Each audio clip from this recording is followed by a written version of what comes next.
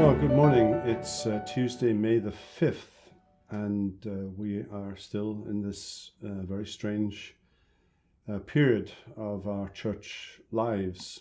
And as a staff, as a session, your elders, we are thinking through all of the implications of just how and when we will get back and be with each other again. And I just want to suggest to you that it's probably going to be a bumpy ride back, and you're going to need to exercise a great deal of patience as we navigate this. I've been speaking to people in other parts of the world, in Singapore and Brazil, and they're experiencing exactly the same issues as we're experiencing and trying to answer exactly the same questions as we are asking. One of the things that will probably be in place in our society over the summer is the sight of people wearing masks. I wear a mask when I go shopping, and it's like being in a leper colony. And I don't think that's going to stop. And so we will continue to face that issue. The question is church, and my guess at this point is that may be in part an issue, and we're talking about it, and we're trying to find an answer to what is a very complicated question. And so yesterday we talked about needing church, needing to assemble. This morning I want to allude to Romans 16 and verse 16, and this verse occurs in 5 different places in the New Testament, usually at the close of one of Paul's letters. And it's this: greet one another with a holy kiss. Well, Paul evidently wasn't thinking about social distancing when he wrote that, and we've never interpreted this literally. I think only the French do all that kissing thing.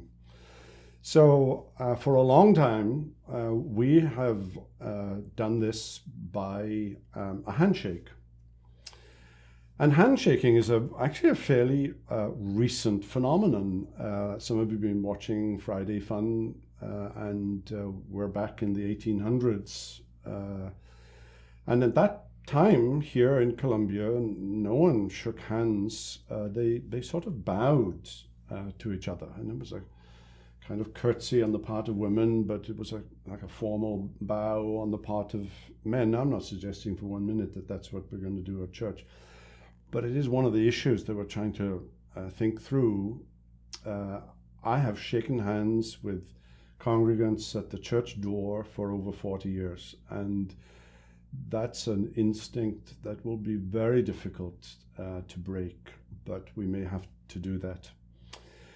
What Paul is referring to in these 5 instances in which he says greet one another with a holy kiss is that we love one another, we respect each other, we are fellow Christians, we are brothers and sisters with a deep, deep bond that binds us together.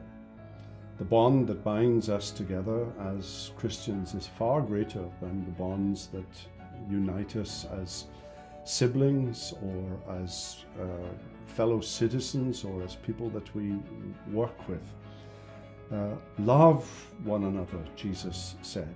And I think of the Apostle John late in life in the church in Ephesus being carried around, unable to walk anymore, and saying to his beloved congregation, love one another, greet one another with a holy kiss, or whatever the equivalent will be in COVID-19 days. The Lord bless you today. We hope you've enjoyed this video. If you have, and you want to make sure you get all of our content, not just videos, but podcasts and ministry updates, make sure you download our app. If you think you might have missed a video, click on our YouTube channel. A link should be down below. There you can see all of our videos, and if you want to make sure you don't miss anything in the future, hit subscribe. If you want to be one of the first ones to know when we release a video, hit that little bell icon. And if this video has blessed you and you can think of someone else that it might help, use that share icon and send it to them. All, of course, for the edification of God's people and the glory of His name. Until next time, God bless.